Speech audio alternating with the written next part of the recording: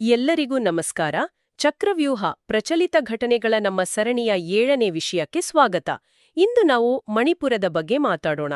ಆದರೆ ಇದು ಕೇವಲ ಒಂದು ರಾಜಕೀಯ ವಿಶ್ಲೇಷಣೆ ಅಲ್ಲ, ಯಾಕಂದ್ರೆ ಅಲ್ಲಿ ಒಂದು ಸಾಂವಿಧಾನಿಕ ಟೈಮ್ ಬಾಂಬ್ ಟಿಕ್ ಟಿಕ್ ಅಂತಿದೆ.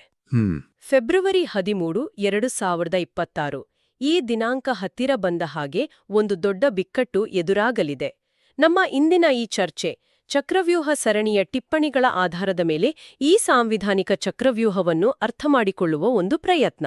ಹೌದು, ನೀವು ಹೇಳಿದ ಬಹಳ ಸರಿ. ಇದು ಯುಪಿಎಸ್ಸಿ ಮತ್ತು ಕೆಪಿಎಸ್ಸಿ ಪರೀಕ್ಷೆಗಳ GS2 ಪತ್ರಿಕೆಗೆ ಬಹಳನೇ ಮುಖ್ಯವಾದ ವಿಷಯ. ಖಂಡಿತ. ಆದರೆ ಇದನ್ನ ಕೇವಲ ಪುಸ್ತಕದ ವಿಷಯವಾಗಿ ನೋಡೋದು ತಪ್ಪನ್ಸುತ್ತೆ. ಒಕ್ಕೂಟ ವ್ಯವಸ್ಥೆ, ವಿಧಿ 356, ರಾಜ್ಯಪಾಲರ ಪಾತ್ರ, ಈ ಎಲ್ಲ ಸೈದ್ಧಾಂತಿಕ ಪರಿಕಲ್ಪನೆಗಳು ಮಣಿಪುರದ ನಿಜವಾದ ಸಂಕೀರ್ಣ ಪರಿಸ್ಥಿತಿಯಲ್ಲಿ ಹೇಗೆ ಪರೀಕ್ಷೆಗೆ ಒಳಪಟ್ಟಿವೆ ಅನ್ನೋದನ್ನು ಅರ್ಥ ಮಾಡಿಕೊಳ್ಳಲು ಇದೊಂದು ಅತ್ಯುತ್ತಮ ನಿದರ್ಶನ.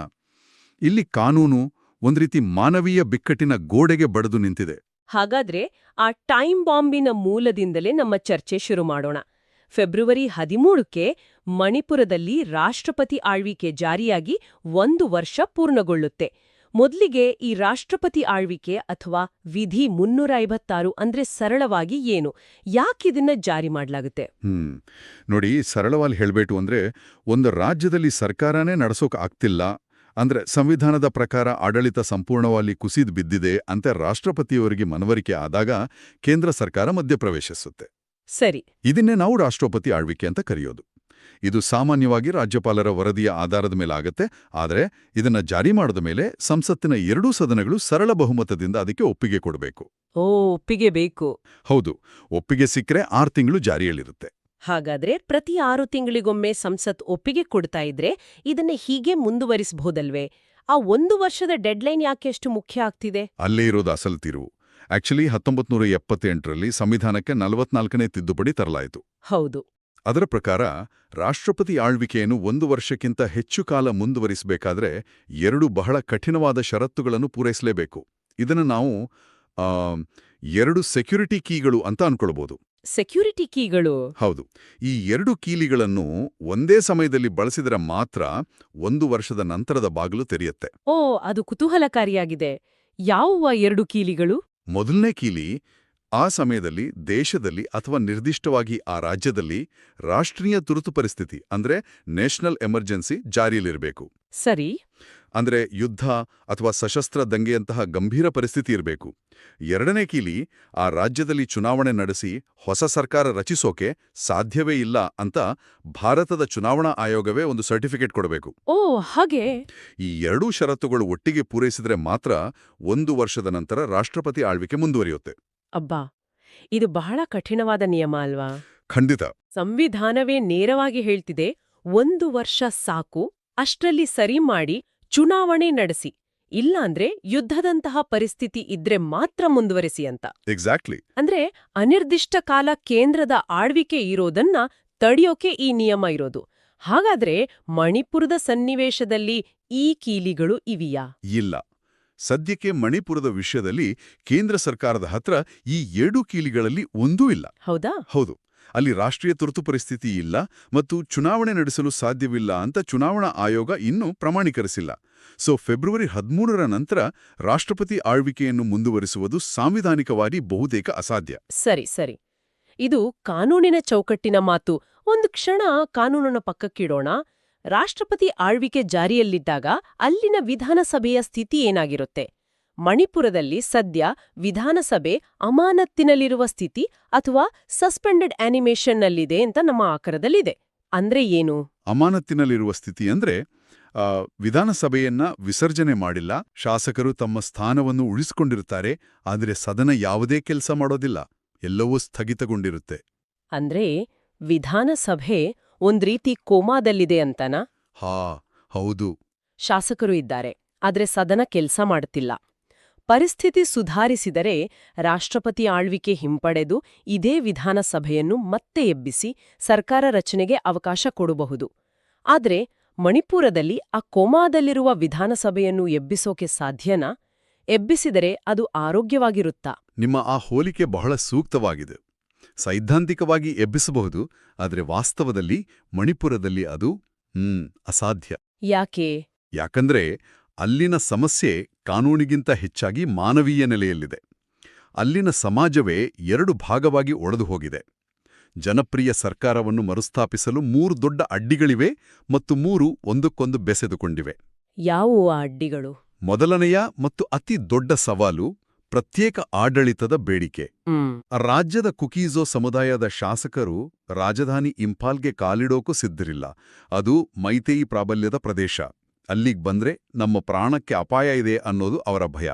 ಹೀಗಿದ್ದಾಗ ಒಂದೇ ಕಡೆ ಕೂಟು ವಿಧಾನಸಭೆ ನಡೆಸೋದು ಹೇಗೆ? ಅಂದ್ರೆ ಸರ್ಕಾರ ರಚನೆಗೆ ಬೇಕಾದ ಚರ್ಚೆ ಮಾಡೋಕೆ ಒಬ್ಬರ ಮುಖ ಒಬ್ಬರು ನೋಡೋಕೂ ಸಿದ್ಧರಿಲ್ಲದ ಪರಿಸ್ಥಿತಿ. ಹೌದು. ಇದು ಬರೀ ರಾಜಕೀಯ ಭಿನ್ನಾಭಿಪ್ರಾಯ ಅಲ್ಲ, ಇದು ಅಕ್ಷರಶಃ ಜೀವಭಯದ ಪ್ರಶ್ನೆ. ಖಂಡಿತ. ಇದು ನಮ್ಮನ್ನು 2ನೇ ಸವಾಲಿಗೆ ಕರೆತರುತ್ತೆ. ಅದುವೇ ಜನಾಂಗೀಯ ಧ್ರುವೀಕರಣ. ಮೈತೇಯಿ ಮತ್ತು ಕುಕಿ ಶಾಸಕರ ನಡುವೆ ಅಪನಂಬಿಕೆಯ ಕಂದಕ ಎಷ್ಟೊಂದು ದೊಡ್ಡದಾಗಿದೆ ಅಂದ್ರೆ ಅವರಿಬ್ಬರೂ ಸೇರಿ ಒಂದು ಮಂತ್ರಿಮಂಡಲವನ್ನು ರಚಿಸುವುದನ್ನು ಊಹಿಸಿಕೊಳ್ಳೋಕ್ಕೂ ಸಾಧ್ಯವಿಲ್ಲ. ಅಂದ್ರೆ ಬಹುಮತ ಬೇಕು ಸರ್ಕಾರ ರಚನೆಗೆ. ಇಲ್ಲಿ ಬಹುಮತಕ್ಕಿಂತ ಮೊದಲು ಒಟ್ಟಿಗೆ ಕೆಲಸ ಮಾಡಲು ಕನಿಷ್ಠ ನಂಬಿಕೆ ಬೇಕು. ಆ ನಂಬಿಕೆಯೇ ಈಗ ಮಾಯವಾಗಿದೆ. ಕರೆಕ್ಟ್. ಆ ನಂಬಿಕೆಯೇ ಇಲ್ಲ. ಮತ್ತು 3ನೇ ಸವಾಲು ಬಹುಶಃ ಇದಕ್ಕಿಂತಲೂ ದೊಡ್ಡದಿರಬೇಕು. ಹೌದು. 3ನೇದು ಶಾಂತಿ ಮತ್ತು ಸುವ್ಯವಸ್ಥೆಯ ಬೃಹತ್ ಸವಾಲು. ಲಕ್ಷಾಂತರ ಜನ ಮನೆಮಠ ಕಳ್ಕೊಂಡು ನಿರಾಶ್ರಿತರಾಗಿದ್ದಾರೆ. ರಾಜ್ಯದ ಹಲವು ಭಾಗಗಳಲ್ಲಿ ಇನ್ನೂ ಶಸ್ತ್ರಸಜ್ಜಿತ ಗುಂಪುಗಳು ಸಕ್ರಿಯವಾಗಿವೆ. ಇಂಥ ಪರಿಸ್ಥಿತಿಯಲ್ಲಿ ಯಾವುದೇ ಹೊಸ ಸರ್ಕಾರ ಬಂದ್ರೂ ಅವರ ಮೊದಲ ಕೆಲಸ ರಾಜಕೀಯ ಮಾಡೋದಲ್ಲ, ಜನರ ಪ್ರಾಣ ಉಳಿಸೋದು, ಅವರಿಗೆ ಸೂರು ಕೊಡೋದು ಮತ್ತು ಸಮಾಜದಲ್ಲಿ ಶಾಂತಿ ಸ್ಥಾಪಿಸೋದು.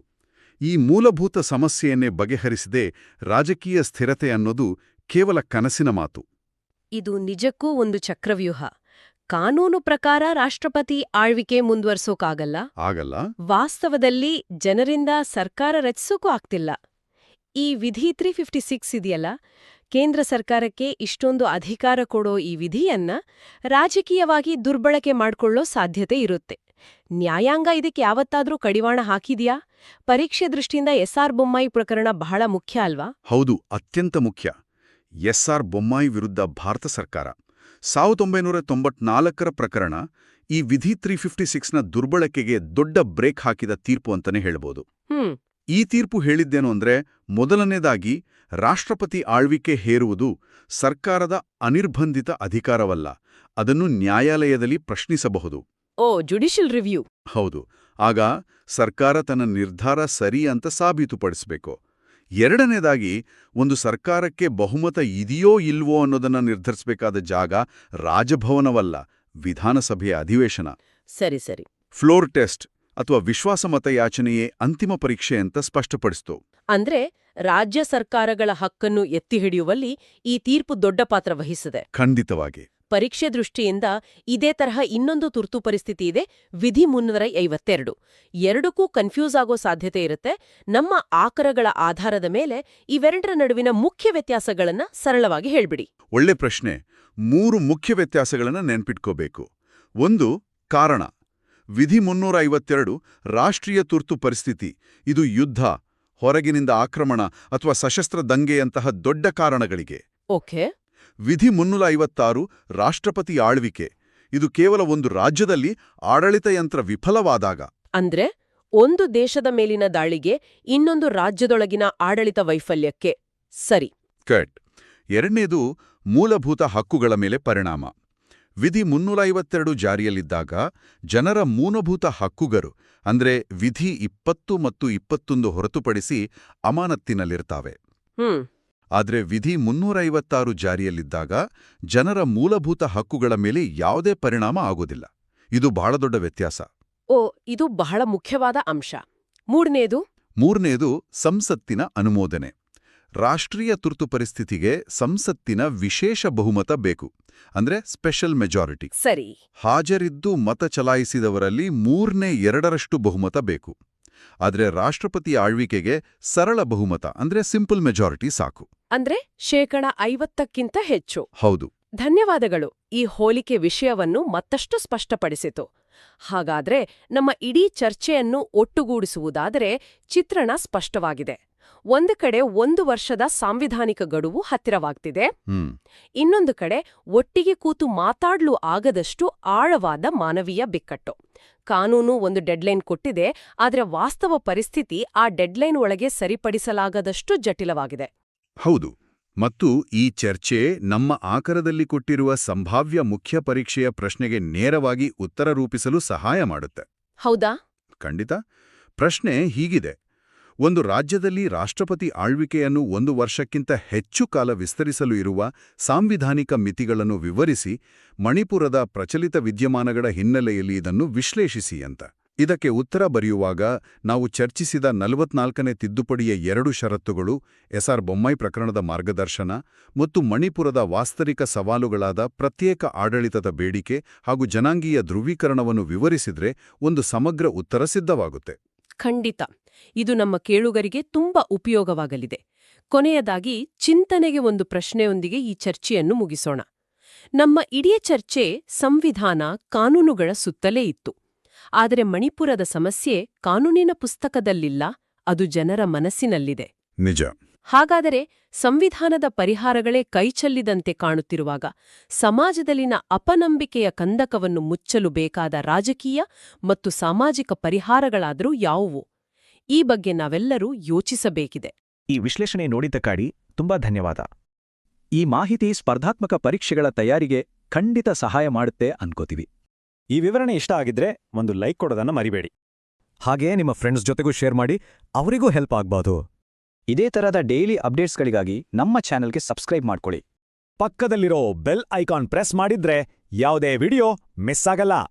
ಹೆಚ್ಚಿನ ಅಪ್ಡೇಟ್ಸ್ ಮತ್ತೆ PDF ನೋಟ್ಸ್ಗಳಿಗಾಗಿ ಸ್ಕ್ರೀನ್ ಮೇಲೆ ಕಾಣ್ತಿರೋ ಡೀಟೇಲ್ಸ್ ಮೂಲಕ ನಮ್ಮ ಜೊತೆ ಕನೆಕ್ಟ್ ಆಗಿ. ನೆನ್ಪಡಿ, ನಿಮ್ಮ ಯಶಸ್ಸಿನ ಪಯಣದಲ್ಲಿ ನಾವು ಯಾವಾಗ್ಲೂ ನಿಮ್ ಜೊತೆ ಇರ್ತೀವಿ. ಸರಿ, ಹಾಗಿದ್ರೆ ಮುಂದಿನ ವಿಶ್ಲೇಷಣೆಯಲ್ಲಿ ಸಿಗೋಣ. ನಮಸ್ಕಾರ.